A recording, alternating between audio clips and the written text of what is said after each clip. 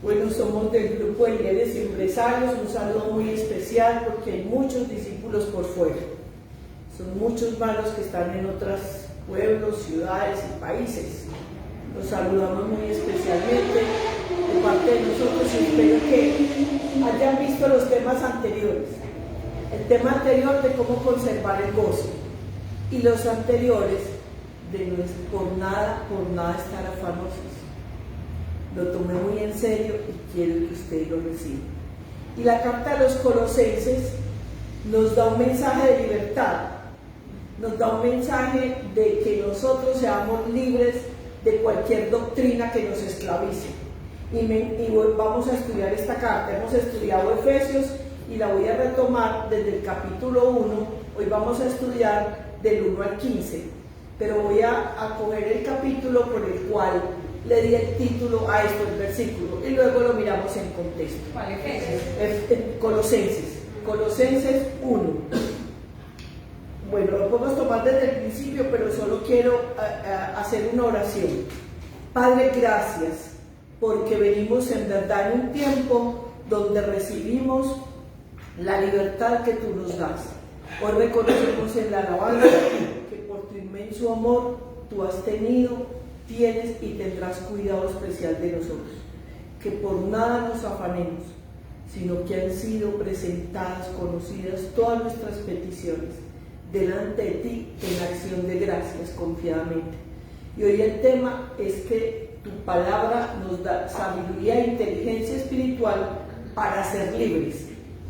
Entonces, en el 1.9, y luego me voy al contexto. Así que desde que supimos, Colosenses 1.9 en la Nueva Traducción Viviente.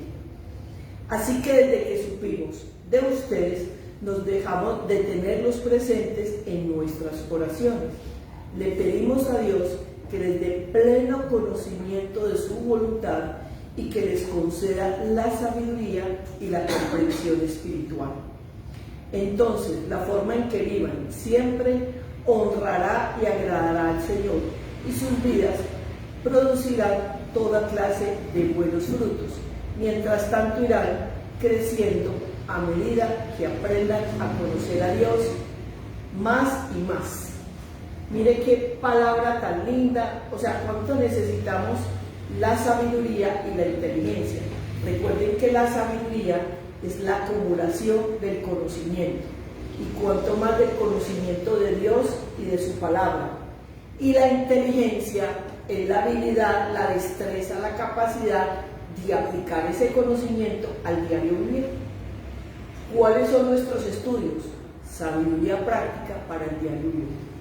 O sea, ¿de qué me sirve conocer todo esto si yo no lo aplico a mi vida cotidiana, a lo que recibo cada día? Entonces Fabiola nos va a leer con su voz fuerte desde el 1. Lee por lo menos el 1, del 1 al 3 al 5. Pablo, apóstol de Cristo Jesús, por la voluntad de Dios, y el hermano Timoteo, a los santos y fieles hermanos en Cristo que están en Colosas. Que nuestro Padre les conceda gracia y paz. Siempre que oramos por ustedes, damos gracias a Dios, el Padre de nuestro Señor Jesucristo. Hemos recibido noticias de su fe en Cristo Jesús y del amor que tienen por todos los santos a causa de la esperanza reservada para ustedes en el cielo. De esta esperanza ya han sabido por la palabra de verdad que es el Evangelio, que ha llegado hasta ustedes. Este Evangelio está dando fruto y creciendo en todo el mundo, como también ha sucedido entre ustedes desde el día en que supieron de la gracia de Dios y la comprendieron plenamente. Quedémonos hasta ahí, ahorita seguimos más allá. Bueno, entonces quiero contarles un poquito del contexto. Colosa no era una de las 3 ciudades principales, que eran puertos comerciales, que eran ciudades muy importantes. De hecho, Colosa quedaba muy alejada de Éfeso y era una provincia que Roma había tomado, y entonces la había menguado mucho, la estancó. Pero ellos no eran comerciantes altos y todo, pero sí eran conocidos como intelectuales, como gente que buscaba el conocimiento. Colosa es hoy de los valles al norte de Turquía. O sea, ya no están esos nombres, pero sí queda es el norte de Turquía en este momento. Considerada como la más importante en esa búsqueda, como les decía, del conocimiento. Corintios, Éfeso y Galicia eran como las tres principales que Pablo fundó iglesias. Pero resulta que desde Éfeso Pablo entrenó un discípulo y ese discípulo plantó la iglesia en Colosa. Y vamos a entender el nombre de eso, que era Epafras. Epafras, como buen discípulo, fundó esa iglesia y la fundó y tenían unas cualidades muy bonitas, como vemos aquí al comienzo, pero Epafras va y hace un viaje hasta Roma. Recuerden que Pablo estaba en una casa cárcel, tenía privilegios de recibir visitas, y entonces allí él va y le dice que le dio un consejo muy sabio, que le dio una instrucción, una revelación qué hacer, porque los líderes, los discípulos principales que le ayudaban en la obra, se estaban disponiendo porque como eran tan intelectuales, entonces les parecía que la gracia de Dios y que Cristo Jesús no era suficiente.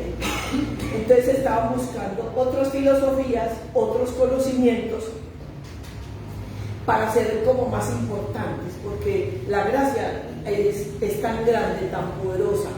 Recuerden que la gracia es un qué, un don, un regalo inmerecido, un favor de Dios, la entrega más valiosa que Cristo vino y nos dio, y que el apóstol Pablo es el que nos la revela de manera especial en estas epístolas. Entonces, esta carta de los Colosenses es la carta de la libertad.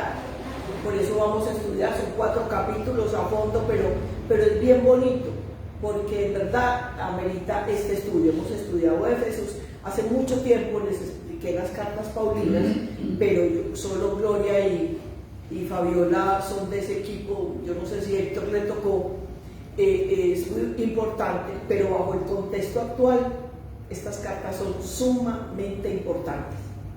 Entonces, Epafras va y le busca a Pablo para que le dé ese consejo, porque él articula muy bien la ley con la gracia. Porque recuerde que Pablo nos dice, la ley es buena. ¿Quién dijo que la ley era mala? Pero ustedes no se pueden poner a esclavizarse con los rudimentos del Antiguo Testamento, porque estos, por darse la importancia, estaban volviéndose a los rituales, a judaizarse, a volverse a esos rituales antiguos. Yo les quiero contar un testimonio. El último crucero que yo hice, un crucero muy grande, fue una amiga muy especial, que era una persona muy intelectual, que era muy agradable, que era muy amena.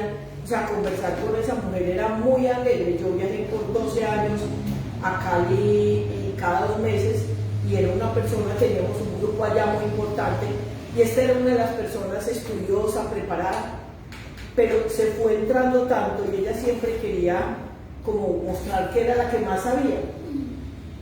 Y de un momento a otro, en esa búsqueda cada vez del mayor conocimiento, ella quedó viuda y era muy intelectual, y se volvió judaizante. Usted no se imagina en ese crucero, a cómo me la ponen a mí en el camarote. Y entonces yo iba, con todo respeto, pero les cuento una experiencia. Entonces el Shabbat, no, ese ritual de todo el día, y entonces yo no podía entrar porque ella en ese ritual, en aquella cosa, y entraba 1, 2, 3, 4, 5, 6 horas, que uno en un crucero que se cambia, que para almuerzo, que para una cosa, que para la otra. No, y entonces ella en ese ritual que hacía, es una cosa impresionante. Nos sentábamos en el comedor y era monotemática, y unos discursos y aprender pues el hebreo y esas palabras en hebreo. No, yo hablo en colombiano y en antioqueño, pues, y aprender esas palabras en hebreo, como para, ese no es nuestro idioma, nosotros no nacimos en ese contexto, ¿para qué volvernos a esto? Y estas cartas dejan muy claro eso, que mucha gente en una búsqueda del conocimiento, queriendo tener cosas mayores, hay veces se van. Las muchas letras hacen daño, lo dice Proverbios. mucha búsqueda del conocimiento trae confusión. Entonces, cuando la gente escarba tanto en una cultura, en otra, y estaban cayendo en prácticas espirituales que se contradecían en sí mismas.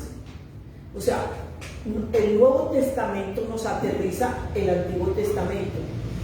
Las cosas quedaron escritas como ejemplo, la vida de todos esos héroes de la fe. Nos dan un testimonio y nos vemos reflejados. Pero a nosotros no nos tocó esa cultura de judaizantes, por favor, mi amor. Y esos rituales y todas esas cosas, ¿cómo vamos a volver a todos esos rituales? ¿Cómo vamos a volver a cosas que eran del antiguo pacto, de costumbres, del contexto histórico, que eran costumbres de ese tiempo? Y estos querían volver a implantar todas esas cosas. Entonces viene Pablo y les escribe una carta. Eran hijos, o sea, Epafras era hijo espiritual de Pablo. ¿Me estoy haciendo entender? Sí. Bueno, era hijo espiritual, entonces él tenía toda la autoridad moral de dirigir también esa iglesia. Así que él la había conocido, pero ahora les enviaba esta epístola, esta carta muy contundente, dejándoles en claro muchas cosas. Entonces voy a retomar, como acaba de leer muy bien Fabiola, desde el capítulo 1, desde el 1.1, Colosenses 1.1, yo, Pablo, elegido por voluntad de Dios. Que eso quede muy claro. Pablo decía, como no los conocía bien, esa iglesia se había renovado, les dejaba muy en claro que él lo había llamado Dios, que era por nombramiento de Dios, que él no se había autonombrado, que él no lo estaba buscando, que él no quiso hacerlo, que no lo nombraron otros, no fue nombrado por humanos. Dios mismo lo nombró y lo tumbó del caballo y le hizo un supremo llamamiento para la obra del Señor, porque me es necesario un hombre como él para llegar a los gentiles. Entonces dice muy claro, yo, Pablo, por voluntad de Dios. Y en verdad los que no conocen, reflexionaba en mi caso, pues a mí me fue un llamado de Dios, porque yo por 20 años me rebelé y Dios me tuvo que, o sea, me hizo un llamado tan fuerte que donde me dejé una rendija, por él me hubiera devuelto. Me encerró por todos los lados y me concentró, ¿verdad? Yo me hubiera devuelto, sinceramente. Y el ministerio profético lo refrendaron más de 10 profetas inicialmente en eventos internacionales y que venían, y siempre entre 500, 800, 1000, 2000 personas o 5000, yo no me acuerdo, por 20.000 que habían en Panamá en Eclesia. Me llaman a mí expresamente y me refrendan ese don. Entonces para mí ha sido muy reverente, tremendo eso. ¿Y por qué Pablo tenía que hacer ese énfasis en las cartas y decía, yo Pablo, apóstol de Jesús? Porque como él no estuvo en los 12 apóstoles iniciales, él no estuvo con Jesús, él fue un apóstol póstumo. Lucas y Pablo fueron póstumos después de que Jesús murió, después de la muerte de Esteban, que fue apedreado y Pablo estaba ahí, es que Pablo se convierte. Entonces él les dice estas palabras muy lindas: para ser apóstol de Cristo Jesús, no de ninguna otra cosa, no de Roma, ya nada, de Cristo Jesús. Y con mi hermano Timoteo, vemos en Gálatas, en Éfeso, que Timoteo, como les hablé la vez pasada, fue el apóstol más fiel, que tuvo el compañero más fiel que tuvo Pablo, porque con Bernabé, con nosotros, tuvo problemas, y Timoteo fue el único que se le aguantó ese carácter recio de Pablo, porque era muy recio, muy exigente, y tuvo conflicto con nosotros, y Timoteo fue con el que, con su nobleza y bondad, fue el que más se entendió con él. Le escribimos esta carta a los fieles. Mire que es que cada palabrita es tan importante aquí. Ustedes que han sido fieles, ustedes que han sido sembrados en la fidelidad de la palabra, ustedes que han permanecido allí, fieles, una persona constante como ustedes, este remanente que hay hoy aquí, y los que escuchan fielmente allá la palabra. Fieles hermanos en Cristo que conforman el pueblo santo de Dios en la ciudad de Colosas. O sea, una hermandad, ustedes han conformado una logia, una hermandad, un compañerismo donde se apoyan los unos por los otros en amor de Cristo. Y les pone aquí que tienen unas cualidades maravillosas, les reconoce quiénes son. Entonces, del 13 en adelante, como llevó Fabiola al 6, empieza a hacer una oración. Siempre estamos orando por ustedes y le damos gracias a Dios Padre, nuestro Señor Jesucristo, porque hemos oído de su fe. Mire, o sea, qué tan lindo. Reconoce, y él vivía pendiente. Hemos oído de que ustedes tienen una fe genuina que los ha llevado a esa fidelidad, a esa creencia en la palabra de Dios, una fe que transforma vidas. Mire como dice aquí de hermoso, dice, para que tienen, hemos oído que tienen una fe en Cristo Jesús, por amor que tienen por todos, o sea, se aman los unos a los otros, se han respetado y forman parte del pueblo de Dios. Era una iglesia donde había compañerismo, era aislada de todo ese boom de tan tremendo que tenían las otras ciudades. Entonces era como una islita. Han tenido amor, han tenido fe, han tenido respeto, se apoyan mucho los unos por los otros, son hermanos en Cristo, como decía, hermanos. Ambas cosas provienen de una firme esperanza, o sea, les dice, de una firme esperanza en Dios, como quien dice, con ustedes hay mucha esperanza, porque reconozco las cualidades fundamentales: fe, amor, caridad y esperanza. O sea, tienen puntos muy para rescatar. La esperanza puesta en Dios, han sido reservados en el cielo. Mire lo que dice aquí. Esto a mí me impactó tanto, y el tema que sigue es el verdadero Mesías, que no me voy a quedar ahí, pues el verdadero libertador. Dice, la firme esperanza puesta en lo que Dios ha reservado en el cielo. O sea, nosotros, igual que ellos, tenemos que tener muy claro que hay una esperanza en el cielo. Esa canción, Fabiola, que pusimos ahora en la alabanza, ay, ¿cómo es que dice? Tan lindo. Que Dios nos, pues, el Salmo 121 en cántico, que es tan bonito. Entonces, que la esperanza está en Dios, que Él ya lo ha hecho, que en Dios estemos confiados, que hay una esperanza en el cielo. Mira, pero como te digo, ¿de dónde viene mi socorro? ¿De dónde viene mi socorro? De las montañas, pero de los cielos y la tierra, pero ahí dice unas palabras muy contundentes que van con esto. O sea, nosotros hemos sido reservados, asignados para Dios, y ya tenemos una garantía, una esperanza de que estamos confirmados en el cielo, que nuestra ciudadanía aquí es temporal, nuestra ciudadanía es en el reino de los cielos. Y les digo una cosa, de verdad que la he tomado tan serio no estar afanada por nada, porque entre más crisis hay, entre más tragedias hay, entre más el clima cambia, las cosas, es cuando se acerca más la venida del Señor y vamos a estar en el cielo con Él. Yo no me voy a afanar por nada. Inundaciones, climas, en estos días estudiaba 126 volcanes en erupción, que han habido tornados, inundaciones. Mire, Brasil inundado, ahora se inundó allí poblado, ayer, mire, todo, Dios está en control de todo. Venía ayer yo de Guatapé, pero miles de cosas, yo tenía que salir a las 12:30, una más tardar, y se me retrasó una cosa tras otra, luego un parisiga, luego porque también lenta a la avenida, me demoré todo lo que quiera, y no me tocó ese vendaval y esa tempestad que hubo. Me hubiera tocado de regreso y los guardaron. Cuando llegué salió hasta el sol casi a las 5 o 6 de la tarde, cambió el clima y en un momentico. ¿Qué tal que me hubiera tocado venir en esa tempestad?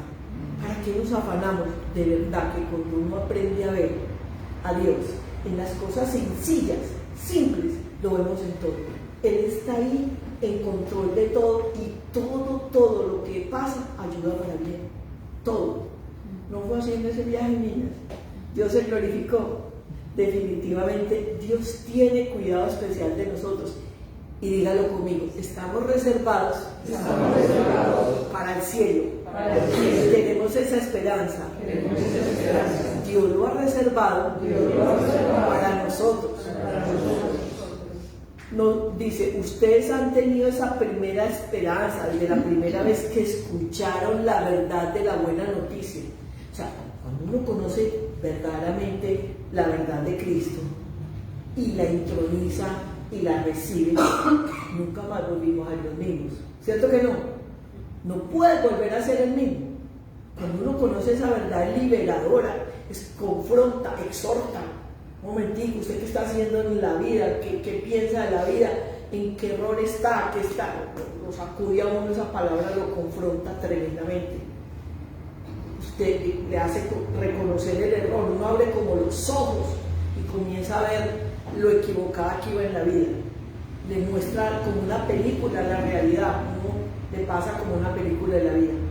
Uno exhorta, comienza a ver un camino de edificación, de guianza, de consejo y de instrucción, y tiene una consolación, un apoyo todo el tiempo. Es uno que ayudado, acompañado, no, guiado y dirigido, ¿cierto? Bueno, entonces dice, han recibido las buenas noticias. Les hago un preámbulo aquí, porque dice, ¿por qué se van a devolver a oír malas noticias? ¿Para qué se van a devolver a meterse en la ley que condena, en leyes que condenan? Mejor dicho, sigue leyendo ahí, Fabiola, por favor. Toma nuevamente desde el 6 en adelante. Este evangelio está dando fruto y creciendo en todo el mundo, como también ha sucedido entre ustedes desde el día en que supieron de la gracia de Dios y la comprendieron plenamente. Así lo aprendieron de Epafras, nuestro querido colaborador y fiel servidor de Cristo, para el bien de ustedes. Hasta el 8. Fue él quien nos contó del amor que tienen en el Espíritu. Bueno, al amor. Yo voy a leer, esa es en la traducción literal, la Reina Valera, la que Fabiola está leyendo, y voy a leer de la versión internacional. A la NBI. Bueno, yo voy a leer en la Nueva Traducción Viviente, desde aquí. Ustedes se enteraron de una buena noticia por medio de Epafras. O sea, que Dios liberta, que Dios perdona, que Jesús sana, que Dios restaura. O sea, ustedes fueron libertos. Ustedes se enteraron de las buenas nuevas que trae el Evangelio, ¿cierto? Las buenas noticias que lo liberan a uno. El tema aquí es la sabiduría y la inteligencia para ser ¿qué? Libres. Estamos claros en ese hilo de pensamiento. Para ser libres. Ustedes ya conocieron esas buenas noticias, dice en el capítulo 7. Epafras se las ha enseñado, nuestro amado colaborador, y es un fiel servidor. Miren, nosotros hemos recibido esa palabra. Voy a leer un poquito más para que entendamos aquí el supremo llamamiento que tenemos. Todos debemos de ser servidores de Cristo, y nos ayuda en nombre de ustedes, o sea, para llegarles a ustedes, no con el amor de los demás que trae consigo el Espíritu Santo, que el Espíritu Santo les ha dado. A ver, él comienza a decir aquí, ustedes ya recibieron estas buenas noticias, recibieron el amor a través de Epafras, el amor que es impregnado en ustedes por el Espíritu Santo. El amor ha sido derramado en todos nosotros, ¿qué? En nuestros, ¿qué? Corazones, por el Espíritu Santo. Entonces, ¿qué dice él aquí? Ustedes deben de practicar ese amor unos con los otros y experimentar ese amor que trae consigo paz, trae gozo y libertad, porque cuando yo amo la palabra es porque la estoy obedeciendo, porque tengo la fe que dice más antes. La fe trae consigo confianza, certidumbre, gozo, y me pone a practicar el amor. ¿Por qué? Porque he sido transformado en una nueva criatura, con el perdón y el amor de Dios. He creído en un Dios que me transforma, y entonces practico el amor entre los demás. Y mire cómo continúa diciendo ahí en el 9. Así que desde que supimos de ustedes, no dejamos de tenerlos presentes en nuestras oraciones, que es el punto crucial de esta enseñanza. Le pedimos a Dios que les dé pleno conocimiento de su voluntad. O sea, es que si usted ya conoce la voluntad de Dios, aquí viene y ora Pablo nuevamente y le dice, conozcan la voluntad de Dios. Usted ya la conoce, se lo ratifica. ¿Cómo es que es la voluntad de Dios? Buena, agradable y perfecta. Buena, agradable y perfecta, exacta al momento. Entonces ellos, ¿cómo pretendían ir a conocer la voluntad de otros dioses que no son conocidos, de caer en ritualismos inventados por hombres, de entrar a una religiosidad que traía esclavitud. Ustedes son libres, ustedes conocen el amor de Dios, como que Dios les dé sabiduría e inteligencia para aplicar el conocimiento de la palabra y para ser libres. ¿Cómo pretenden esclavizarse otra vez? Mire cómo continúa diciendo aquí. Le pedimos a Dios que les dé pleno conocimiento de su voluntad. La voluntad de Dios fue liberarlos, fue sanarlos, fue restaurarlos y congregarlos para que crecieran y fueran nuevas criaturas en Cristo Jesús. Y las religiones de hombres lo que hacen es esclavizar. Ustedes saben que, no anotes así, Constantino, el emperador Constantino, 370 y pico de años después de Cristo, es que vio que el evangelio de los discípulos, que había crecido tanto, dice esa semilla, aquí lo dice, que hasta ahora está dando fruto, ¿sí? Ya lo leemos, había crecido tanto que se estaban apartando de Roma, del poder de Roma, que subyugaba a través del poder político, religioso, judicial, ejecutivo. O sea, ellos tenían los 5 poderes. Entonces se les estaban yendo los adeptos y se les estaban saliendo de las manos. ¿Por qué? Porque el conocimiento de la verdad nos hace libres y la religión subyuga. ¿Qué dijo Jesús? Ninguna religión te salva. Lo que te salva es una relación real con Cristo Jesús, que te presenta la salvación. Bueno, entonces, ¿qué pasó aquí?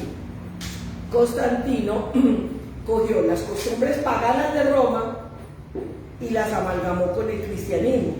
Y allí en la iglesia tradicional, es el catolicismo, que fue 375, otros dicen 400 años después de Cristo. Pero no es el evangelio ni la iglesia primitiva de Hechos, de Jesús y de los apóstoles. Porque uno ve una cantidad de rituales que a nosotros nos enseñaron que no tienen ningún asiento en las escrituras. Es un amalgamiento de costumbres paganas de Roma. Y eso era lo que pretendían estos, volverse a costumbres paganas para mostrarse muy religiosos. Entonces a la gente le gusta la esclavitud y no aceptan que la gracia es liberadora, que la gracia es la que libera. Entonces está quedando claro. Sí, bueno. Dios les dé pleno conocimiento de su voluntad, que les conceda sabiduría y comprensión espiritual de estas verdades absolutas. Entonces, la forma en que vivan siempre honrará y agradará a Dios, y sus vidas producirá toda clase de buen fruto. Mientras tanto, irán creciendo a medida que aprendan a conocer a Dios más y más. Escuchen esto, es muy importante. La gente dice, yo me congregué un tiempo y se desconectan, y se van pegando una desconectada y comienzan a buscar filosofías y cuentos y otras cosas y se van apagando en el espíritu y van cayendo en una búsqueda de filosofías baratas y vuelven a ser esclavos, vuelven a tener una esclavitud y no esa libertad, hasta que conozcan a Dios más y más. El congregarse es sumamente importante. ¿Y cómo sería de importante? Que ellos dieron fruto, 12 discípulos, en el aposento alto ya eran 120, después Pedro le predicó a 5.000, después a 15.000. O sea, eso era exponencial. Y estos que nada tenían que ver con Jesús ni con Pablo ya habían sembrado iglesias en mucha parte. O sea, ese fruto sigue dando fruto de bendición en nosotros hoy. Esto es, la palabra no la detiene nadie. Y les decía en el tema pasado, ¿cuál es el bestseller más leído? La Biblia. Hasta para los ateos, los contrarios, es el libro más leído en toda la historia de la humanidad. Entonces, esa palabra nada ni nadie la puede retener y da fruto de bendición. Sus vidas denotan que conocieron la verdad, que los ha hecho libres, ¿verdad? Entonces continuemos aquí. El Señor, sus vidas cada día más y más. Lee el 11, Fabiola, lee el 11 hasta el 14. Y ser fortalecidos en todo sentido con su glorioso poder. Así perseverarán con paciencia en toda situación, dando gracias con alegría al Padre. Él os ha facultado para participar de la herencia de los santos en el reino de la luz. Él nos libró del dominio de la oscuridad y nos trasladó al reino de su amado Hijo, en quien tenemos redención, el perdón de pecados. Mire cómo lo dice esta versión. También pedimos que se fortalezcan todos el glorioso poder de Dios para que tengan toda la constancia y la paciencia que necesitan. O sea, cuando uno cree, confía, está tranquilo, tiene constancia, tiene paciencia, la espera paciente, porque cree que Dios, como decía la canción ahora, en medio de la prueba y la aflicción, ahí me conoceréis, que no nos desesperen, que una sonrisa en medio de la prueba y una que en medio de la dificultad, una fe confiada en la dificultad, sabiendo, ¿una qué? Una alabanza en medio de la dificultad, porque estamos confiados que de todo nos ha librado el Señor y nos seguirá librando. Entonces Dios tiene cuidado. Yo puse tantas notas aquí que era lo que quería hacer. Bueno, Pablo lo que hizo en esta carta era refundar los legítimos fundamentos de la palabra, o sea, traerle la esencia de la palabra, que es la gracia. Les el que tengan fe, esperanza, caridad, y que se sientan salvos y que se sientan libres, les parecía demasiado sencillo y ellos lo querían complicar. ¿Para qué complicamos? La religión, la realidad de una palabra que es esta, que salva. Entonces, continúa diciendo aquí la constancia. Mi deseo es que estén llenos de alegría. Mire, ¿por qué estoy haciendo tanto énfasis en esta carta? ¿Por qué la estoy trayendo a colación? Porque he visto mucha gente que ha sido discípula aquí, en muchos grupos, oprimidos, afligidos, cargados en un evangelio de juicio y de castigo, que se han devuelto a ponerles un yugo y nunca se sienten listos y nunca se sienten salvos, y me he reencontrado con gente así, y Pablo sintió mucha tristeza y viene y aclara eso. Me dio mucha tristeza ver a gente muy deprimida que le imponen unas cargas que ni siquiera los que la predican pueden llevar. Entonces nunca están listos y son ansiosos, afligidos, cargados, tristes, culpados, no se puede juntar con nadie porque el otro está en pecado, asociales, sí, rarísimos. Cuando, como le decía esta mujer, era la persona más amable, más alegre, más interesante, más de todo, y se volvió un ser extraño. Nos sentamos en el comedor, la que le digo que se volvió judaizante. No, los muchachos iban parando, pero otra vez ese sermón tan largo y esas palabras, y esto pues que no le entiende, y esas palabras, no, eso se volvió una cosa horrible. Era una cosa, le digo que yo pasé mal con el crucero. No tengo buen recuerdo porque a colmo me tocaba con ella en todas partes, y es de esas personas que se imponen a dar sus conceptos, que es así fuerte y que todo lo contraviene, y su ley es una soberbia espiritual. Acá hay una soberbia espiritual. Entonces a mí me da una tristeza encontrarme con gente estudiando por allá en las leyes del antiguo pacto, y cuando Dios nos hizo herederos de un nuevo pacto, de un nuevo y mejor pacto, que es Cristo Jesús, en la gracia. Ese es el tema que les digo. Y fuera de eso, entonces nosotros a estudiar demonología, yo no veo eso en la palabra. Yo no veo que Dios haya puesto a alguien a estudiar demonología, a mirar todos los sacrificios de yo no sé qué. Entonces veo a gente muy cargada, y yo quiero que Gloria u otra persona me lea Gálatas para que vean esta, que es la cita contundente que me concuerda esto tremendamente. Gálatas 4, del 8 al 9. ¿Quién me lo lee ahí como inspirado así? Sí. ¿Gálatas qué? Gálatas 4, del 8 al 9. Antes, cuando no conocían a Dios, ustedes eran esclavos de los que en realidad no son dioses. Pero ahora que conocen a Dios, o más bien que Dios los conoce a ustedes, ¿cómo es que quieren regresar a esos principios ineficaces y sin valor? ¿Quieren volver a ser esclavos de ellos? Ustedes siguen guardando los días, los meses, las estaciones y los años. Temo por ustedes que tal vez me haya estado esforzando en vano. ¿Cómo le parece? Entonces volver a los rituales de las fiestas de Pentecostés, muy bueno un día recordarlo, hacer las enramadas, hacer todos esos rituales, hacer todo eso el chavo.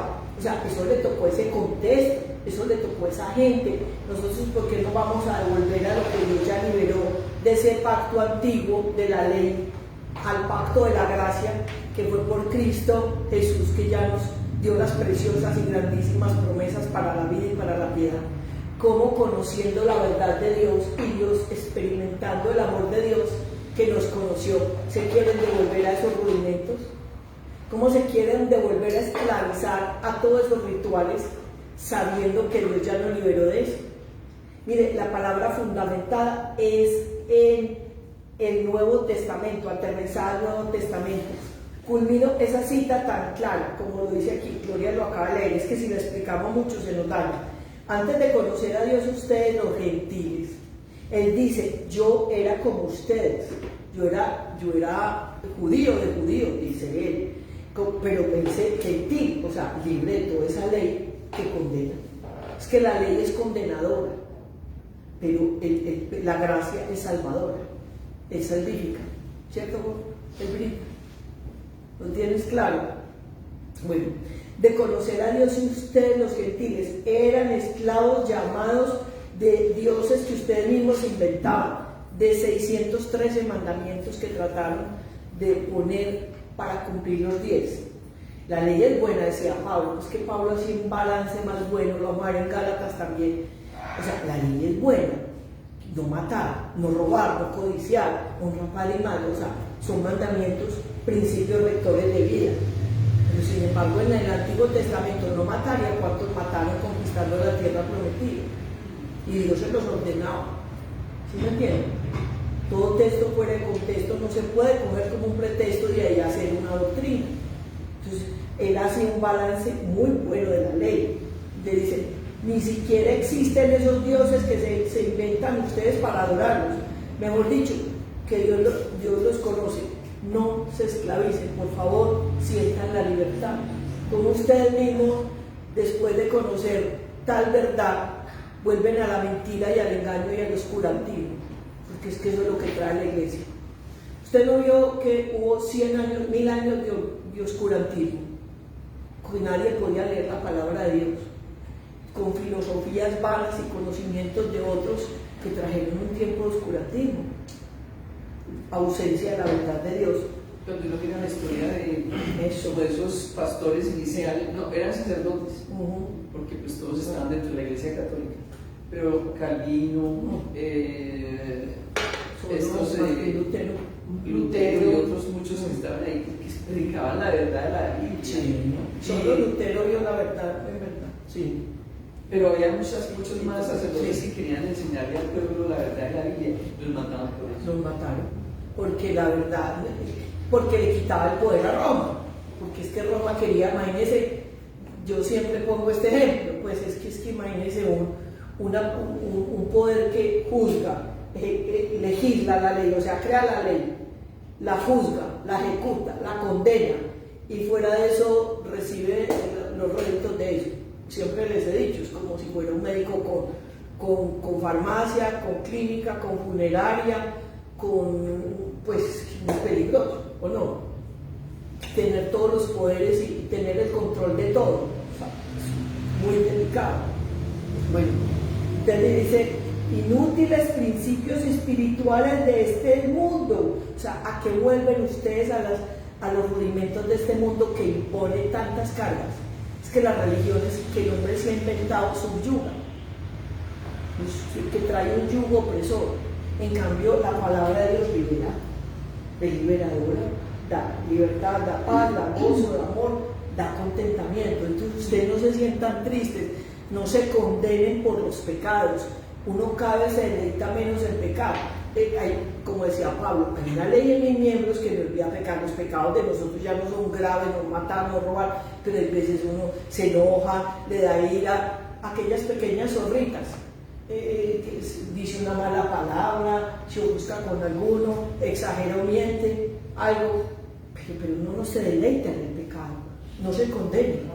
Dios perdonó nuestros pecados pasados, presentes y los porvenientes, si permanecéis en Él, y Él permanece en nosotros. Si nos apartamos, desechamos esta verdad tan grande. ¿A qué quieren retroceder? Con rendirse. Otra vez, a volver a ser esclavos, a volver a esos rituales, a principios inútiles. a esas religiones que ustedes se han inventado.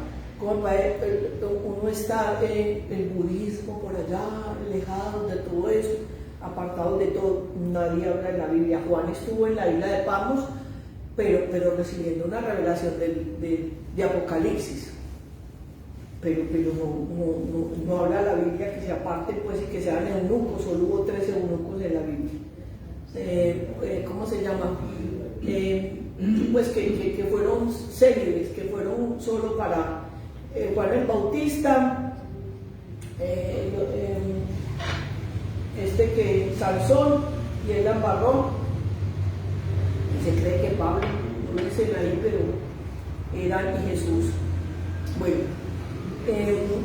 todo en este momento, cualquier corriente que hay, es espiritualidad. Entonces nos vamos como contaminando con mucha espiritualidad, una corriente solo de ángeles y se olvidan de Genuino Redentor y Salvador.